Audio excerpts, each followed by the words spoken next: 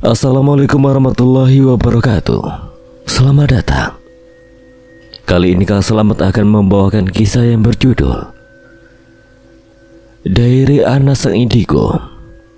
Cerita ini ditulis oleh Linda. Sebelum kita masuk ke ceritanya, buat kalian yang belum subscribe channel ini, tekan tombol subscribe-nya terlebih dahulu dan tekan tombol notifikasinya agar kalian tidak ketinggalan romansa lainnya dari Kang Selamat. Gak usah berlama-lama lagi, langsung saja kita masuk ceritanya. Diary Anak Sang Indigo. Aku memandang Ida. Ida mengerutkan keningnya lalu menoleh ke arahku. Kamu mau kemana?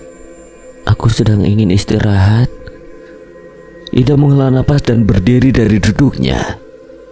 Kalau begitu aku mandi lalu ke kampus ya. Aku tidur di sini entah jam berapa aku bangun.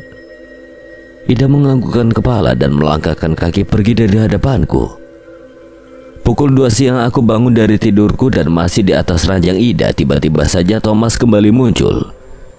Ia juga berbaring tidur di sebelahku. Serentak mataku melotot dan terkejut. Thomas, kamu dari mana saja? Aku rindu denganmu. Kamu harus pindah tempat, tempatmu tidak baik. Ucapan Thomas membuatku terdiam dan mengerutkan kening. Aku membenarkan posisi dudukku dan menghadap Thomas dan bertanya, apa yang membuatmu berkata demikian? Lelaki itu selama ini mengawasi di kamarmu. Dia akan nekat membawamu. Karena dia terobsesi dengan kamu, Ana. Aku tidak suka itu. Ucapan Thomas membuatku terdiam kaku. Aku selama ini berpikir bahwa laki-laki tanpa kepala itu sering mengawasiku dengan sikap datar, tanpa mencari perhatianku. Ya, Thomas adalah salah satu temanku yang tak kasat mata sejak aku SMP. Aku bertemu dengan dia karena tempat dia meninggal berada di belakang rumahku. Thomas adalah anak dari jenderal Belanda yang meninggal entah mengapa. Aku tidak mau menanyakan itu. Namun Thomas sangat jarang menemuiku. Bahkan dia bisa dikatakan 2 tahun sekali aku bertemu dia. Thomas sering muncul di mimpiku untuk menyampaikan sesuatu. Namun aku menganggap dia hanyalah hantu yang tidak berteman dekat denganku karena terlalu jarang kita bertemu dan berinteraksi.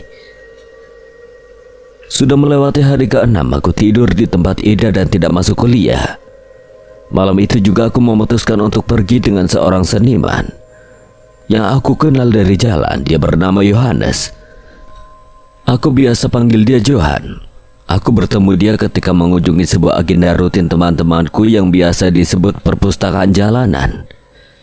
Ya, dia sudah jauh lebih tua dari aku. Johan memiliki rambut gondrong, bertato, berkumis tebal dan cukup jenius. Seringkali aku menolak ajakan Johan untuk pergi berdua. Entah mengapa malam itu aku mau diajak dia pergi. Aku dijemput dengan Vespa merahnya. Kami pergi ke sebuah warung kopi yang cukup syahdu. Dengan pemandangan tanaman yang banyak, aroma dupa yang wangi, juga lampu tidak begitu terang memberi cahaya di antara kami.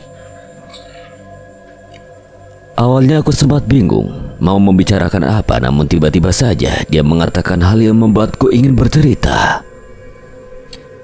Aku merasa kamu sedang tidak baik-baik saja, Ana. Satu kalimat pembuka dia berhasil membuatku nafsu untuk bercerita. Aku ingin pergi dari sini. Mengapa? Secara perlahan dan bertahap, aku menceritakan setiap kejadian yang aku alami di kosku. Johan mendengarkan ceritaku dengan santai dan serius. Namun ketakutan itu kembali datang. Johan, aku mohon jangan sebut aku gila. Sebuah lontaran membuat Johan tertawa memandangku. Kalau aku nyebut kamu gila, aku juga gila dong. Johan tertawa menatapku. Baiklah, Johan secara tidak langsung mengaku bahwa dia juga memiliki kemampuan sepertiku. Namun aku tidak percaya begitu saja. Lalu aku melanjutkan ceritaku dan Johan menyikapinya dengan sepenuh hati juga membuat aku bahagia. Karena ada seseorang yang dapat memahamiku. Secara tiba-tiba aku menghentikan percakapan kami dan berkata, sebentar Johan, jangan kamu lanjutkan. Ada seorang wanita yang berbaju putih memandang ke arahku di sana. Ya, aku melihat seorang wanita berbaju putih dengan penuh kemarahan memandang ke arahku dari pojok tembok sebelah kiriku. Wanita itu terlihat sangat marah ketika aku menceritakan masalahku kepada Johan, namun aku tidak tahu siapa wanita itu. Ana, apa kamu sadar bahwa wanita itu adalah Aminah? Pertanyaan Johan membuatku sedikit ragu dan tidak percaya. Aku tersenyum dan menahan amarah kepada Johan. Tidak mungkin Aminah marah padaku. Ana, lihat baik-baik, di belakangku akan datang seseorang. Sangat tidak terduga, lelaki berjubah hitam sambil menenteng kepalanya itu muncul seketika tepat di belakang Johan. Sungguh sulit dipercaya dan tidak menyangka bahwa laki-laki itu benar-benar datang. Ana, laki-laki ini menyukai kamu, bahkan dia sudah mencintai kamu sampai ia ingin membawa kamu ke dunia dia. Aminah yang kamu sebut sahabat kamu, dia sering disuruh laki-laki ini untuk menjadi teman kamu. Memang sebelumnya Aminah sangat menyayangi kamu dan senang berteman dengan kamu. Tapi karena laki-laki ini adalah pemimpin dari setiap makhluk yang tak kasat mata di tempat kosmo, jadi Aminah mau tidak mau harus menuruti dia. Aku masih diam dan sulit dipercaya dengan pertanyaan Johan. Johan menegapkan posisi duduknya dan berkata, Aminah berbohong padamu dan dia yang membantu lelaki ini untuk mengganggu kenyamanan kamu di kos agar kamu semakin depresi dan bunuh diri. Suara wanita yang membuatmu merasa berisik dan membangunkanmu adalah Aminah. Jadi seakan-akan laki-laki itu hanya diam dan berdiri memandangmu. Padahal ada Aminah yang membantu dia untuk mendapatkan kamu.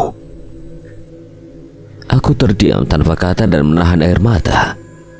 Ana, pindah saja, aku peduli denganmu. Tanpa alasan apapun, aku mengajak Johan untuk pulang mengantarku ke kos. Selama perjalanan dari warung kopi ke tempat kosku, aku hanya diam, lalu aku memastikan bahwa apa yang dikatakan Johan itu benar. Ketika berhenti di lampu merah, aku melontarkan pertanyaan kepada Johan. Apa yang kamu lihat di sini? Lalu Johan memandang ke arah yang kutunjuk dan berkata, ada seorang laki-laki duduk di trotoar. Aku diam dan menganggukkan kepala, lalu Johan kembali bertanya, apa yang kamu lihat? Seorang lelaki duduk di trotoar dengan celana yang sobek. Berlumuran darah, wajah bagian kiri dilumuri darah. Ya benar, itu dia mobilnya. Laki-laki itu meninggal kecelakaan di sini. Johan menunjuk ke arah mobil sedan yang sudah remuk yang parkir di lahan persimpangan jalan dekat lampu merah. Lalu kami melihat gedung putih yang memiliki banyak jendela, tidak banyak juga jendela yang terbuka. Aku bertanya kepada Johan, apa yang kamu lihat di sana? Seorang wanita tua memiliki rambut panjang memakai baju merah. Di mana? Jendela nomor 2. Ya, apa yang dilihat Johan sama seperti apa yang aku lihat. Baiklah, aku menerima semua persepsi dan pernyataan dia ketika di warung kopi tadi. Sesampai di depan rumah kos, aku berterima kasih kepada Johan. Jika ada apa-apa langsung saja hubungi aku, ujar Johan singkat, lalu tancap gas meninggalkan aku. Sangat sulit dipercaya dan sulit menerima kekecewaan ini. Aku sungguh merasa sakit ketika mengetahui bahwa Aminah selama ini membohongiku. Dengan pandangan kosong, aku berjalan ke depan kamarku. Sahabat wanita yang sangat baik dan sangat kupercaya ternyata mengkhianatiku. Aku tidak akan pernah memberi batasan antara kami walaupun kami beda alam. Ketika aku pergi, aku tidak lupa berpamitan pada dia saat dia bergelantungan di atas pohon. Ketika dia membutuhkan teman bicara, aku selalu menyempatkan diri untuk menemani dia. Apa salahku sebenarnya? Mengapa Aminah sangat tega denganku? Aku kembali tidak punya teman sejati lagi. Aku masuk ke dalam kamar kosku lalu menutup pintu tanpa berbalik badan. Aku berdiri bersandar di belakang pintu. Tiba-tiba saja Aminah muncul dengan wajah polosnya dan dia memandangku. Air mata ini jatuh secara tiba-tiba. Air mata ini mulai berhasil membasahi pipiku. Aku masih diam memandang Aminah. Tangan ini mengepal. Aku ingin memukul dia, tapi sangat tidak mungkin, mata kami saling bertatapan. Air mata ini semakin turun deras membasahi pipiku. Tangan kananku terangkat dan jari telunjukku menunjuk ke wajah Aminah. Dengan rasa tidak tega dan kecewa aku lontarkan amarahku. Kenapa kamu melakukan semua ini? Aku tidak pernah memandang kamu siapa. Aku tidak peduli kamu itu dari mana. Aku sangat percaya dengan kamu. Dan aku tidak pernah mencoba menyakiti kamu. Aminah masih diam dan pelan-pelan dia menunduk tidak menatapku. Lihat aku ya hantu. Lihat aku. Aku kecewa denganmu. Jika kamu tidak suka dengan keberadaanku, aku akan segera pergi dari sini. Jika aku mendengar suara wanita yang membuatku merasa terganggu, aku pastikan itu kamu. Laki-laki itu muncul di sebelah kanan Aminah dan tersenyum pada aku. Aku mengusap air mataku di pipiku dengan kedua tanganku. Aku masih diam tak berkata kepada Thomas. Namun tiba-tiba muncul sebuah keinginan untuk mencari tahu sejarah dari tempat kosku itu. Yang pasti aku sudah tidak ingin mencari kos baru. Hanya saja aku merasa ada sesuatu yang perlu diselesaikan untuk membuatku merasa nyaman. Entah besok atau lusa pada saat itu, aku mulai mencari jawaban tentang sejarah kosku yang mengerikan. Malam hari aku masih duduk di teras rumah Ida. Mungkin di mata manusia aku seorang diri, namun sebenarnya Thomas tengah duduk di samping kiriku. Ida berjalan menuju ke arahku dan duduk di sebelah kiriku, yang jelas Thomas ada di antara kami. Kamu tidak tidur? Tanya Ida menoleh ke arahku. Aku hanya menggelengkan kepala tanpa sepatah kata pun. Lalu Ida berdiri dan meninggalkan aku masuk ke dalam rumah. Aku harus bagaimana? Sosok Thomas berdiri di hadapanku dan berkata, "Sampai kapan kamu tidur di sini dan terus titip absen?" Aku menggelengkan kepala dan mengangkat kedua bahuku. "Sekarang tidurlah. Besok aku temani untuk menyelesaikan masalahmu." Thomas membantuku berdiri dari duduk dan masuk ke dalam rumah. Keesokan harinya aku memutuskan untuk kembali ke rumah kosku. Aku berencana menemui teman-teman yang lebih lama menjadi warga kos di sana. Aku menemukan 3 orang yang bernama Husna, Dina, dan Suci. Aku masuk ke dalam kamar Dina. Mereka bertiga tengah santai bermain ponsel mereka tanpa bicara. Aku berdehem dan berkata, "Aku ingin bertanya pada kalian." Ujarku membuat mereka melepaskan ponselnya dari genggaman tangan. "Ada apa, Ana? Siapa yang paling lama tinggal di sini?" "Aku sudah 4 tahun. Kalau aku baru 3 tahun. Aku juga sama dengan Husna." "Dina, di sini ada pengalaman mengerikan tentang hantu tidak?" Dina menggelengkan kepala untuk membohongiku, namun entah mengapa aku melihat dia sedang menjawab yang tidak sesuai fakta. "Aku tahu kamu berbohong." "Benar-benar tidak ada apa-apa." "Baiklah, mohon maaf sebelumnya. Sebenarnya aku bisa berinteraksi dengan mereka yang tak kasat mata." Mendengar kalimatku, mereka bertiga sontak diam dan membenarkan posisi duduk mereka. "Dina, aku tahu kamu berbohong. Aku melihat di sini banyak sosok yang suka mengganggu orang-orang, termasuk aku. Di dapur ada wanita tua, di pohon jambu ada gadis rambut panjang. Di ruang tamu ada seorang laki-laki tak memiliki rambut berlumuran darah." Iya, Ana. Dulu ketika pukul 3 pagi aku sering diketuk-ketuk pintu kamarku. Namun ketika aku buka tidak ada seorang pun di sana. Saud Suci meyakinkan aku. Aku menganggukkan kepala. "Ya, memang di depan kamarmu ada 2 wanita. Mereka kakak adik. Sang kakak suka menjahili manusia dan memperalat adiknya untuk objek agar manusia merasa takut. Aku juga merasa kalau diperhatikan ketika aku jalan dari ruang tamu menuju kamar. Tapi aku selalu berusaha tidak peduli. Memangnya apa yang terjadi?" Dina menatap penuh padaku, lalu aku menceritakan segala kisah yang aku alami ketika mulai pindah di kos itu hingga aku tidur di teror dengan seseorang yang belum terungkap siapa dia. Hingga aku juga menyampaikan rasa takutku kepada mereka. "Bantu aku untuk cari tahu tentang asal-usul rumah ini." Dina menghela napas dan berkata, "Aku tidak bisa membantu secara utuh tentang rumah ini. Tapi yang jelas pemilik asli rumah ini orang Jakarta. Mereka menitipkan ini pada ibu kos kita. Lalu Thomas duduk di sebelah kananku dan berkata, "Ya itu benar, kamu harus mencari tahu tanpa mereka. Karena mereka juga penduduk kos ini." Aku hanya diam berpikir apa langkahku selanjutnya. Thomas mendekatkan diri padaku dan berkata, "Aku akan membantumu, Ana." Kalimat itu membuatku terbangun untuk menyelesaikan beban hidupku. Lalu tiba-tiba Husna menyampaikan sesuatu. Aku ingat, kemarin bapak penjual galon cerita bahwa ada wanita yang sedang memanjat pohon jambu di depan kos kita. Dalam hati aku berkata, pasti itu Aminah. Yaitu kuntilanak yang menunggu pohon itu. Dia juga termasuk tokoh penggangguku di sini. Ruangan di rumah ini memang sedikit ambigu. Aku sendiri terkadang bingung dengan tata letak ruangan di sini. Aku mengingat seorang wanita yang muncul secara tiba-tiba ketika aku melihat jendela ruang kecil di depan kamar mandi dekat ruang tamu. Ada ruang kecil di ruang tamu. Apakah itu sebuah kamar? Lalu mengapa aku tidak mendapatkan tawaran kamar itu ketika aku menawar kos ini? Kata ibu kos itu adalah musola.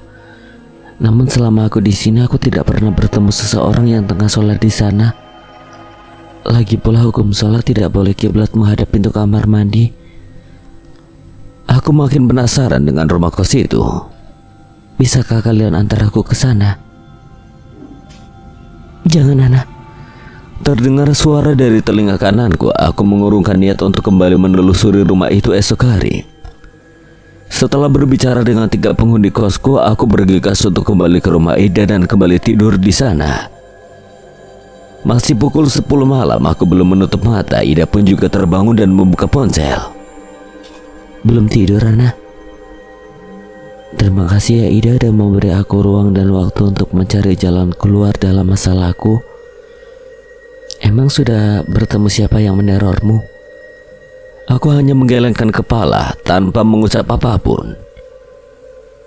Lalu, aku besok akan menuntaskan ini semua dan aku besok akan mencari tahu tentang rumah itu. Jadi aku titip absen lagi ya. Terserah kamu saja, yang penting mata kuliah matematika kamu harus membantuku. Lalu kami meneruskan untuk istirahat malam itu. Hingga esok paginya aku bergegas mandi dan segera memakai sepatu lalu pergi ke rumah kosku. Waktu masih menunjukkan pukul 5 pagi sementara aku sudah berada di bis kota menuju rumah kosku. Sampai di depan rumah kosku, aku bertemu dengan seorang wanita tua tengah menyapu halaman depan rumahnya. Aku menyapa beliau dan beliau pun membalasku dengan senyuman dan sebuah pertanyaan. Dari mana? Baru saja pulang dari rumah teman, Bibi.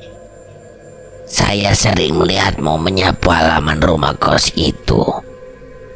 Tapi akhir-akhir ini sepertinya kamu jarang di sini ya, nak. Saya berencana pindah kos. Kenapa? Ada yang mengganggu kah? Iya, Bi. Saya merasa ada yang mengganggu ketika di atas jam 11 malam.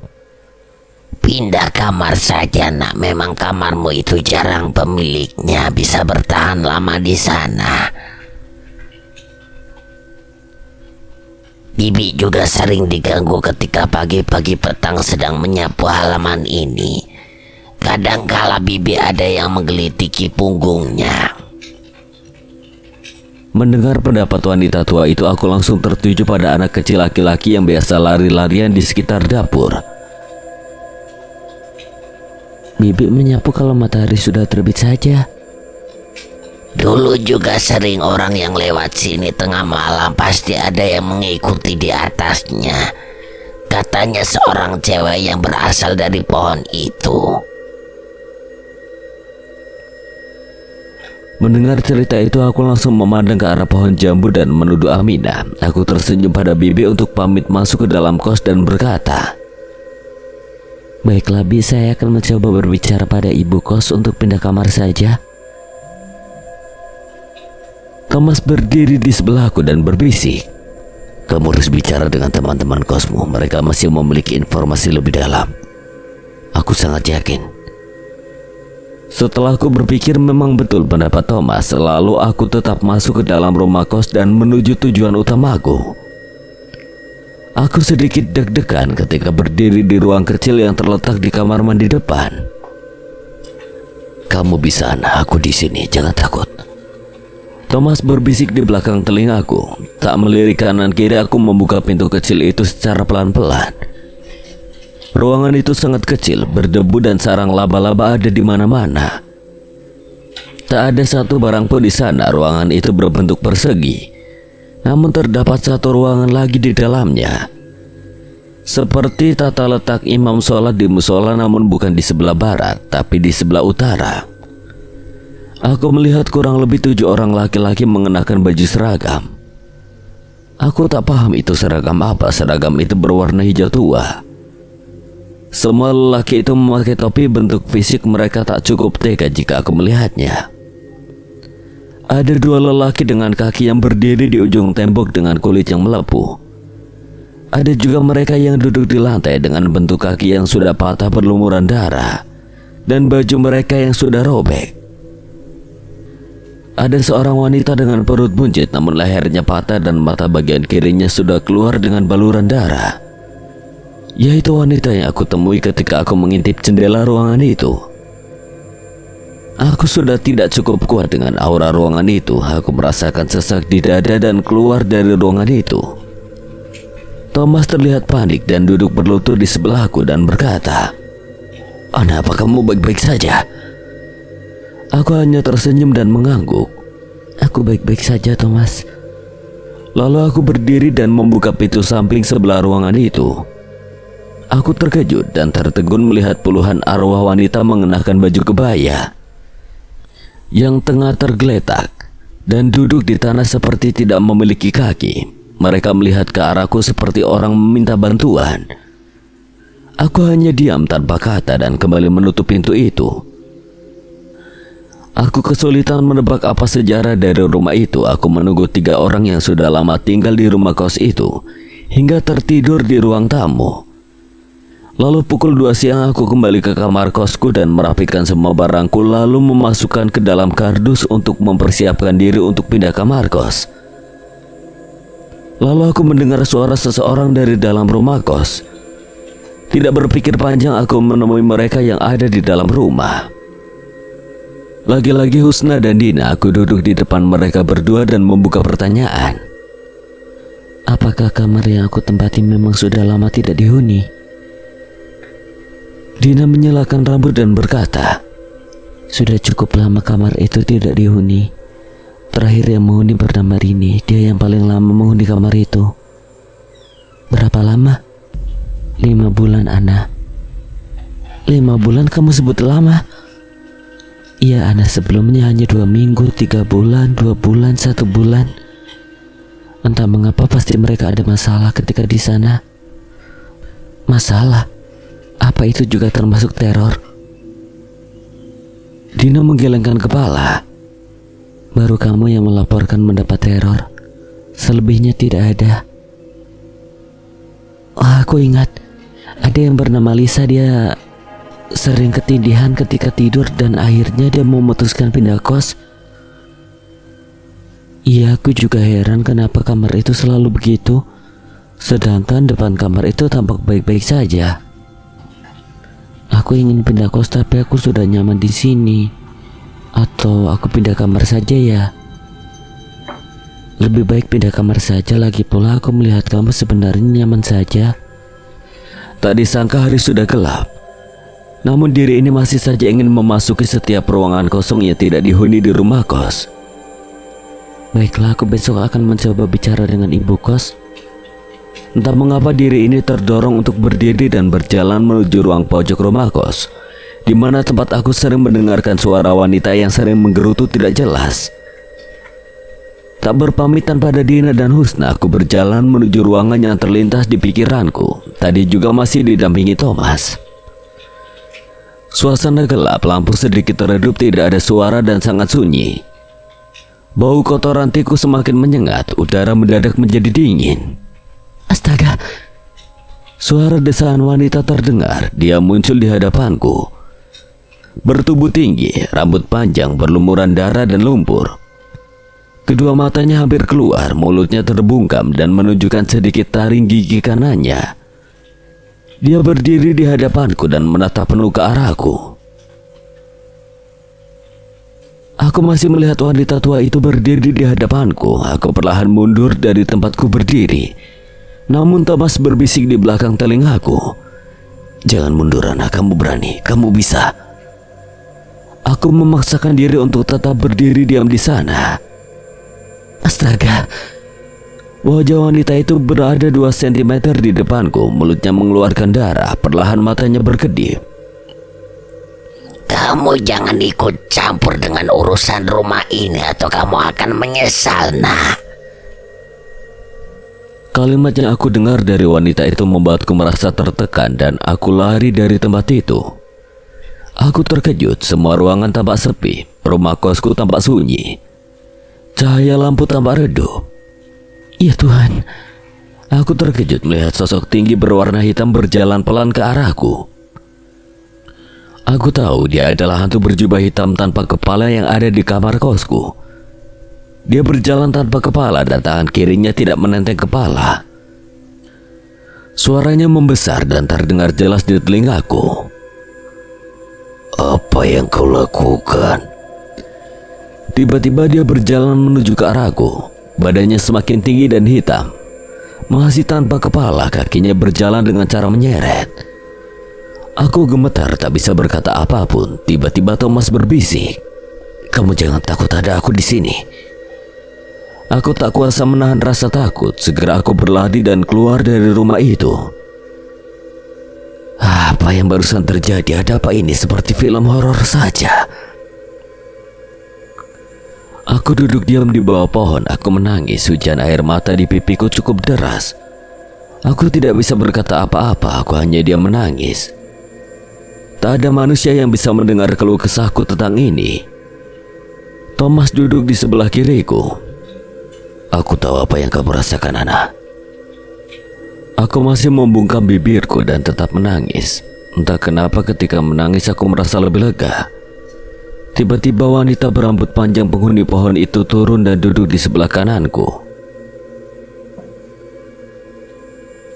Ana, maafkan aku.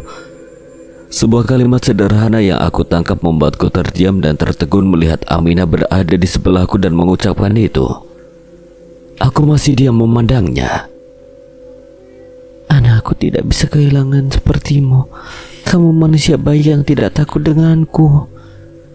Kamu manusia pertama yang tidak membenci keberadaanku. Aku ingin berteman denganmu selamanya. Sontak aku menangis dan ingin memeluk dia. Aku merasa dialah temanku yang sebenarnya. Aku menemukan sosok teman sejati di dalam dia. Kami beda dunia, kami beda alam. Bahkan jika dia masih hidup, kami terpaut beda usia yang cukup jauh. Rasa tangan ini sangat dingin memeluk tubuh itu. Namun aku hanya diam dan menangis melihat raut wajah Aminah yang diam dipenuhi penyesalan atas kejadian kemarin saat dia membohongiku. Aku tidak peduli apa alasanmu membohongiku. Yang pasti jangan kamu ulangi lagi. Ana jadi temanku lagi ya. Pertanyaan polos itu membuat aku semakin merasa terharu dan ingin teriak bahwa aku bahagia mendapatkan teman baikku kembali. Aku tidak menginginkan kamu harus melindungi aku atau membantu aku dalam segala hal. Aku hanya ingin kamu jangan ikuti ucapan makhluk yang akan merugikan makhluk lainnya. Anak kamu pindah kamar saja, aku mungkin tidak bisa mengawasi kamarmu nanti. Tapi kamu akan merasakan lebih nyaman nanti daripada di kamar itu. Apa motif dari teror lelaki tanpa kepala itu? Lalu siapa wanita tua di pojok dapur sana? Aku hanya seorang budak, aku bukan asli rumah ini, Ana. Aku tidak mau diusir dan disakiti. Aku harus mengikuti laki-laki itu. Wanita itu adalah ibu ratu di sini. Laki-laki itu adalah pemimpin dari orang-orang ini. Kami semua takut dengan mereka. Kami takut, Ana. Tiba-tiba saja Aminah merasa cemas dengan mimik wajah yang takut. Tiba-tiba saja seorang anak laki-laki setinggi 170 cm datang kepadaku. Dengan mimik yang gelisah dia berkata, "Tolong kami tidak mau disiksa di sini. Tolong kami untuk kembali ke rumah kami," ujar anak laki-laki itu masih dengan mimik gelisah. Seketika aku sesak nafas dan tidak ingin membuka mata. Aku menggelengkan kepala. Aku berdoa menurut kepercayaanku dan tiba-tiba Thomas mendekat dan berkata, "Sudah, Ana. Bukalah matamu, kau baik-baik saja." Seketika aku berdiri dan masuk ke dalam kamar kosku. Sampai di belakang pintu aku bertemu seorang anak kecil memiliki mata bulat. Mulutnya terbuka lebar dan giginya diperlihatkan, semuanya tengah memandangku dengan wajah yang dibaluri oleh air liur. Entah mengapa aku sudah membuka mata di atas kasur tidurku dan ponsel menunjukkan pukul 8 pagi. Thomas masih duduk diam di sebelah kananku. "Kamu baik-baik saja?" Pertanyaan pertama yang aku terima pagi itu. Namun tak berpikir panjang aku bergegas ke rumah ibu kos. Segera aku menemui ibu kos. Aku masih penasaran dan ingin sekali menanyakan apa sebenarnya asal muasal rumah kos itu.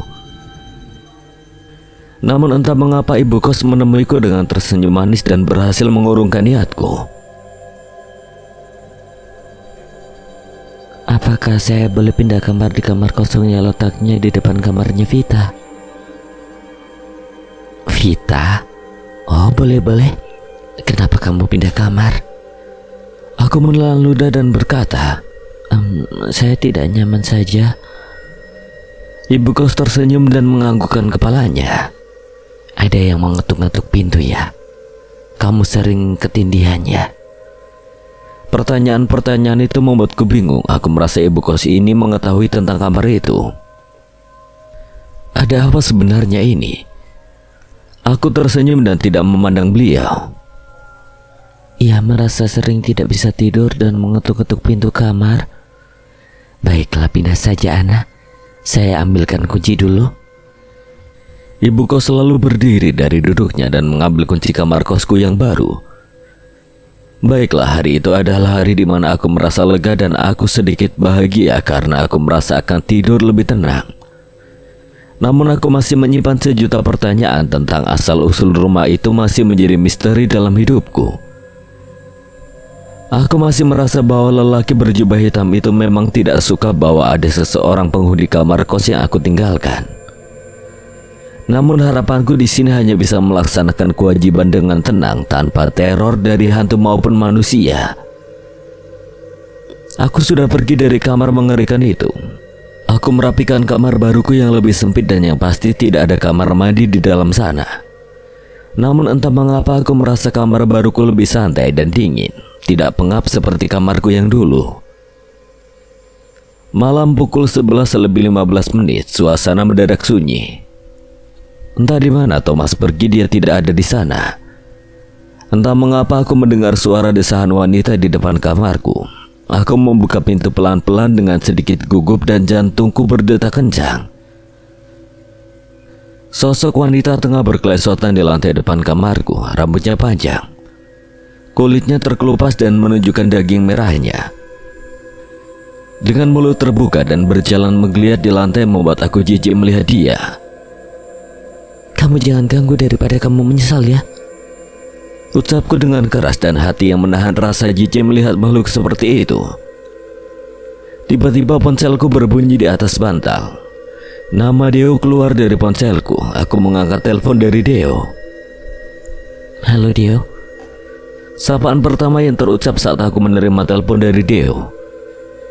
Ya, dia adalah seorang laki-laki yang sedang dekat denganku. Dia adalah personil dari sebuah band yang cukup terkenal dari Jogja. Kami tidak berpacaran. Aku pun juga tidak merasa memiliki hubungan spesial dengan dia. Dari pukul 12 malam hingga pukul 2 pagi aku teleponan dengan Deo. Tiba-tiba Deo bertanya hal aneh kepada aku melalui telepon. "Ada siapa di sana, Ana?" Tanya Deo dari sana. Aku pun terdiam kikuk dan kebingungan dengan satu pertanyaan Deo. Tidak ada siapapun di kamarku kecuali aku. Tidak ada siapa-siapa di sini, Deo. Aku mendengar suara laki-laki tertawa, nah. Sangat jelas suara itu. Tiba-tiba sosok Thomas duduk di depanku dengan mimik wajah kaku dan kedua alisnya mengkerut. Aku merasa Thomas tidak menyukai pemandangan aku sedang telepon. Lalu aku menutup telepon dia dan pamit untuk tidur. Kamu kan yang tertawa dan membuat temanku di telepon terdengar? Tanyaku untuk Thomas dengan datar dan mimik wajah yang kesal. Begitupun Thomas, dia membalas dengan mimik yang jengkel lalu berkata, "Aku tidak suka kamu telepon hingga pagi hari. Besok kamu kuliah, nah." Tanpa kata dan senyum, aku menutup tubuhku dengan selimut merah muda yang selalu menemani tidurku. Masih dengan rasa kesalku kepada Thomas, aku berusaha untuk menutup mata dan tidur. Pukul 7 pagi aku bangun dari tidurku. Sontak aku terbangun dari kasur. Aku teringat ada kelas pukul 8 pagi. Sementara aku belum sarapan, Thomas tidak ada di sana. Aku ingin marah tapi tidak tahu harus marah ke siapa. Setelah mandi dan berangkat untuk kuliah dan berjalan dengan normal hingga malam tiba, aku bisa tidur pukul 10 malam tanpa ada kejadian aneh sedikit pun. Hari ini aku tidak bertemu dengan Thomas. Masih kemarin malam aku bertatap dengan dia saat dia mencoba menggangguku saat telepon dengan Deo. Thomas pergi lagi. Gumamku memandang ke setiap sudut kamarku dengan penuh rasa penasaran. Aku kembali berdoa dan beranjak tidur. Namun tepat tengah malam aku merasa ada yang menahanku untuk bernapas saat itu. Aku kesulitan untuk bangun. Aku tidak bisa teriak ataupun bersuara. Aku terbiasa tidur dengan keadaan gelap. Dan saat aku tidak bisa bergerak itu juga masih keadaan gelap. Tiba-tiba aku merasa bisa bergerak dan merasa lebih baik. Aku memandang ke arah ventilasi kamarku. Terdapat sebuah mata lebar tengah mengintipku. Lalu aku pandang penuh mata dia. Entah mengapa dia pergi seperti ketakutan. Tiba-tiba aku melihat sosok bayangan laki-laki berdiri di ujung tembok yang berhadapan dengan posisi tidurku. Aku pikir itu adalah Thomas, karena aku melihat ciri-ciri Thomas di dalam laki-laki itu. Berhidung panjang, memiliki jambul di rambut. Aku berdiri dan menyalakan lampu kamar. Ternyata tidak ada siapapun di sana. Mungkin hanya halusinasi, gumamku sambil kembali merebahkan diri untuk tidur. Keesokan paginya aku masih tidak bisa melihat batang hidung Thomas di sekitarku. Hariku berjalan normal seperti hari kemarin. Hingga pukul 7 malam aku sudah ada janji dijemput oleh Deo untuk melihat aksi panggung dia. Aku menghargai ajakan Deo dan menyetujuinya.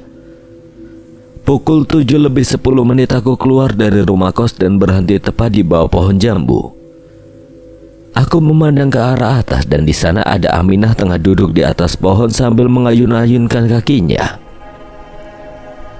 Aku bertanya pada Aminah melalui suara batin, "Apakah kamu melihat Thomas?"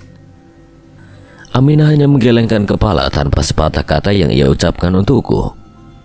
Aku tertegun oleh panggilan Deo. "Ana, sedang apa kamu? Ayo kita berangkat." Ya, aku pergi bersama Deo dan pulang pukul 2 pagi. Masih penuh keringat. Deo aku persilakan untuk duduk di teras rumah kosku. Lalu aku pergi masuk ke dalam untuk mengambilkan segelas air putih untuk Deo. Aku meninggalkan Deo duduk sendiri di teras memang sedikit lama karena aku kesulitan untuk menuangkan air dari galon ke gelas. Ketika aku kembali ke teras dan duduk di sebelah kiri Deo, aku melihat ibu jari Deo lebam berwarna merah. Deo sangat terlihat menyembunyikan sesuatu dari hadapanku. "Kenapa jari kamu?" Dia hanya menggelengkan kepala dan menjawab, hanya terjepit lipatan kursi saja, Ana." "Aku tahu kamu bohong, Deo. Sudahlah. Ini minumlah dulu." Setelah dia meminum air, ia bergegas pamit pulang dan sangat terlihat buru-buru. Sebelum aku masuk ke dalam rumah, aku memandang ke atas pohon dan terlihat Aminah.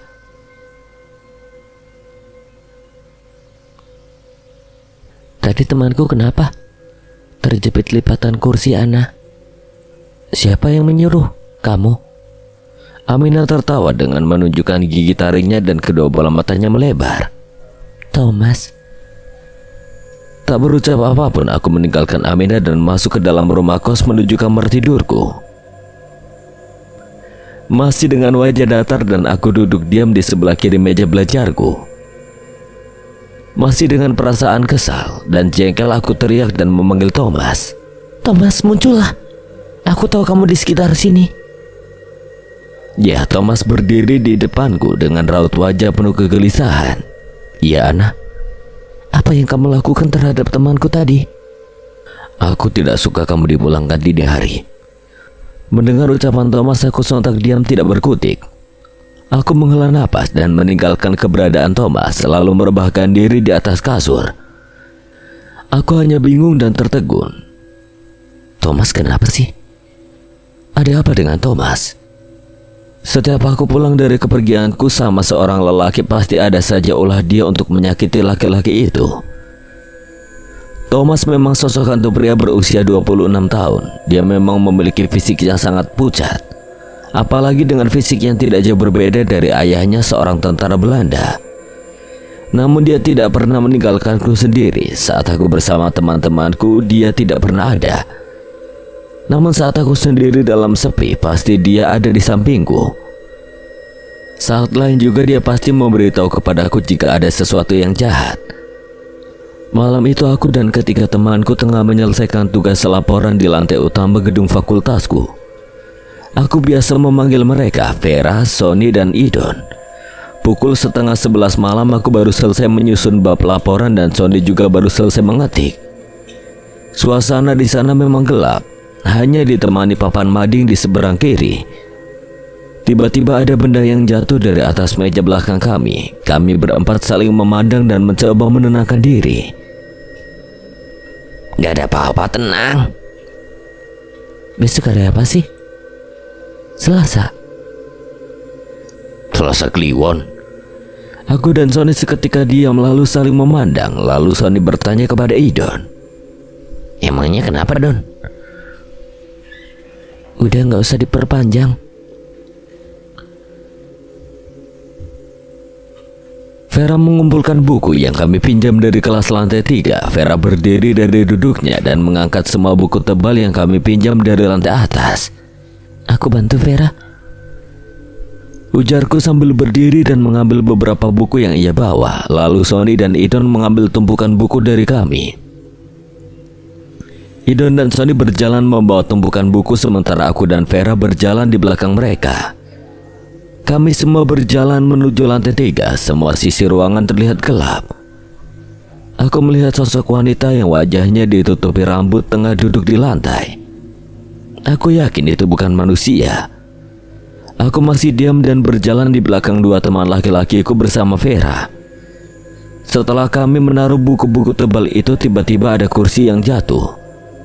Seperti didorong seseorang, kami semua menoleh ke arah sumber suara. Ternyata nihil, tidak ada siapa-siapa. Pelan-pelan kami berjalan menuju tangga untuk turun ke bawah dan meninggalkan lantai 3 itu. Namun kami mendengar suara orang yang merintih dari dalam ruangan pojok. Sony ada di sebelah kiriku dan Vera tengah berada di kananku bersama Idon. Tidak ada apapun. Tidak ada angin, hujan juga siapapun yang datang. Tiba-tiba Sony menarik tanganku dan berlari, entah mengapa aku juga ikut berlari.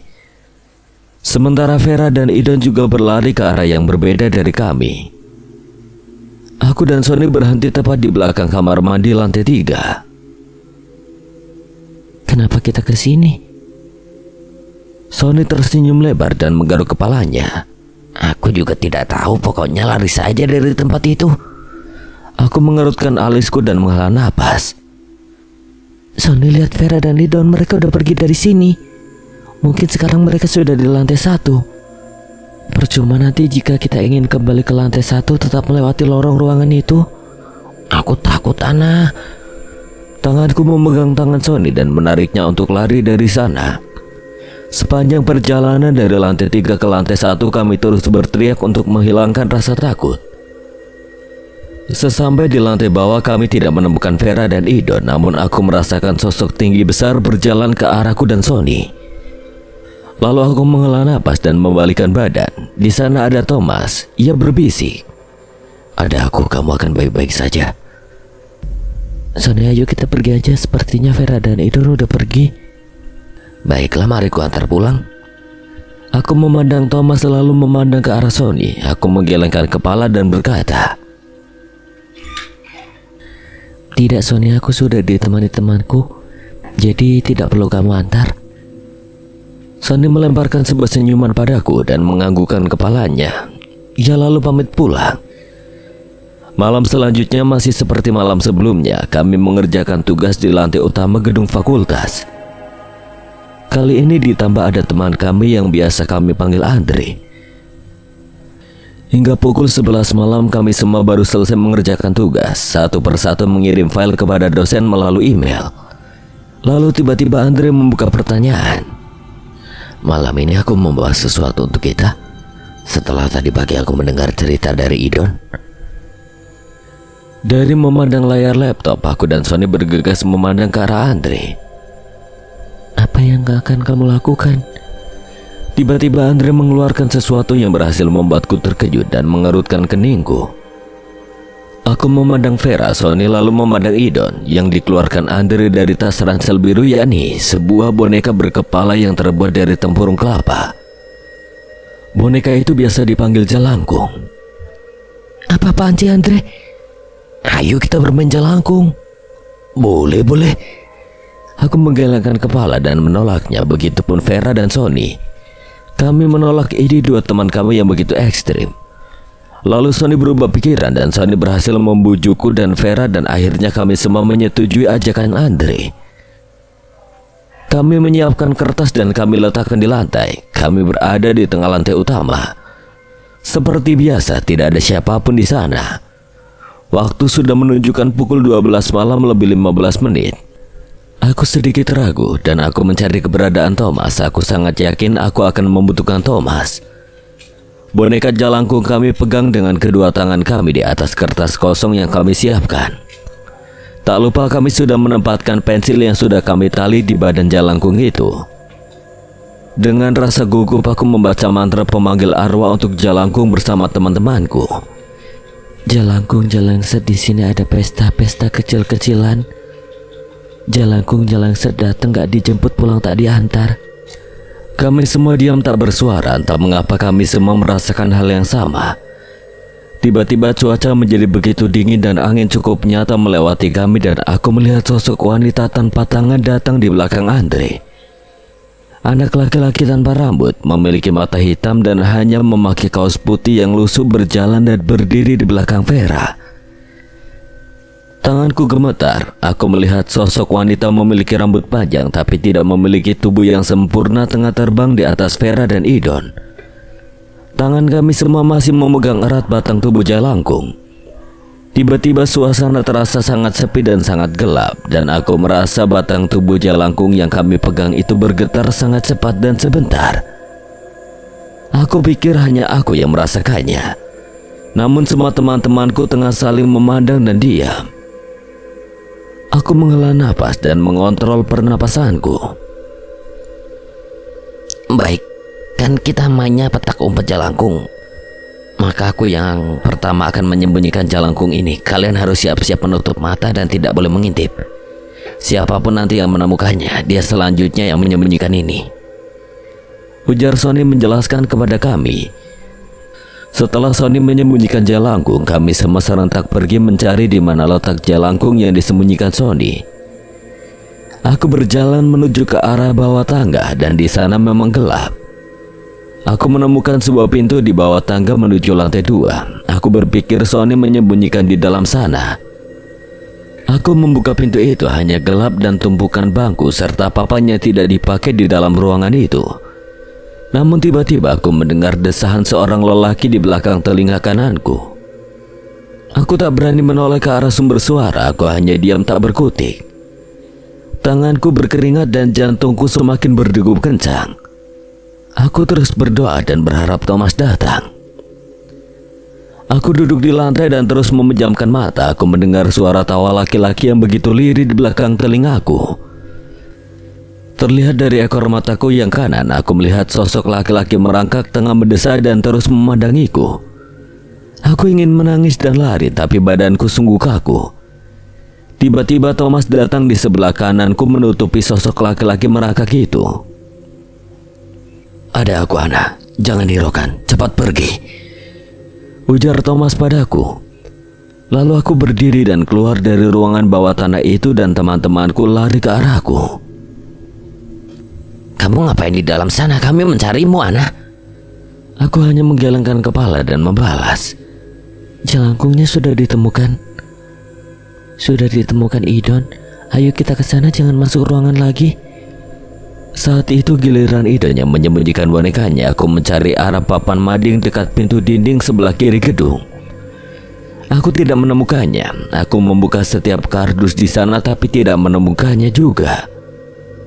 Aku menyerah dan kembali ke tempat di mana teman-teman berkumpul. "Kamu tidak menemukannya, Ana?" Aku hanya menggelengkan kepala, dan semuanya tidak dapat menemukan di mana letak boneka jelangkung itu disembunyikan. Idon tertawa pada kami.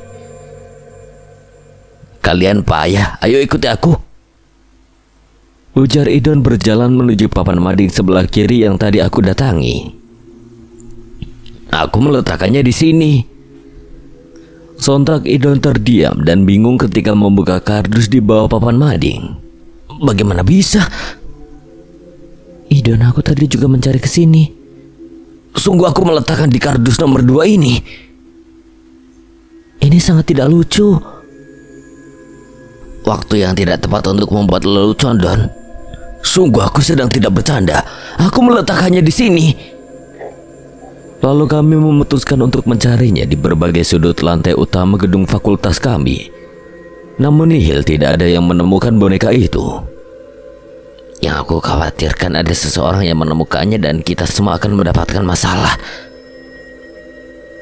Mungkin masih ada yang meminjam. Maksudku, kita tunggu saja sampai besok pagi. Apa? Kita di sini sampai pagi? Sekarang saja sudah pukul 1:30 dini hari, Ana. Tidak, kita besok harus sampai di sini pukul 6 pagi. Tidak ada yang telat. Berharap saja boneka itu kembali. Jelasku pada semua teman-temanku, lalu semuanya menyetujuinya dan memutuskan untuk kembali pulang. Aku pulang diberikan tumpangan oleh Sony hingga sampai di depan rumah kosku. "Terima kasih, Sony. Hati-hati ya," ujarku pada Sony, dan Sony pun mengangguk lalu pergi meninggalkan aku yang masih berdiri di gerbang pintu rumah kos. Namun aku melihat sosok wanita terbang di atas kepala Sony dan mengikuti Sony pergi. Aku berjalan menuju kamarku sendiri tanpa seseorang. Semua pintu kamarku sudah tertutup dan semuanya sudah tidur pulas pastinya. Namun aku merasa ada yang mengikuti dari belakang. Aku mengabaikan itu lalu masuk ke dalam kamarku. Ya, anak laki-laki yang berbaju putih datang saat ketika aku dan teman-temanku bermain jalangkung itu datang. Kini ia berdiri di hadapanku. Dia terus memandangiku diam tanpa kata. "Ngapain kamu di sini?" Lalu tiba-tiba kepala anak itu patah dan jatuh sambil menghilang dari hadapanku.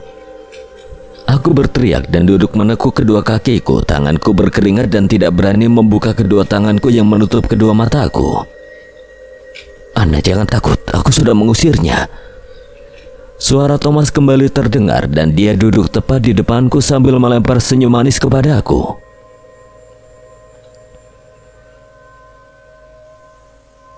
"Aku tak terlihat, Ana, tapi aku akan ada di dekatmu. Sekarang kamu harus istirahat." Masih dengan kondisi gugup, aku berjalan menuju kasur dan tidak mengatakan sepatah kata pun lalu kututup mataku. Keesokan harinya tepat pukul 6 pagi. Aku, Sony, Vera, Idon, dan Andre sudah berkumpul di depan gedung fakultas dan masih di dekat papan mading untuk membuka tumpukan kardus. Setelah kami buka, ternyata masih tidak ada boneka jelangkung itu. Entah kemana, dibawa siapa.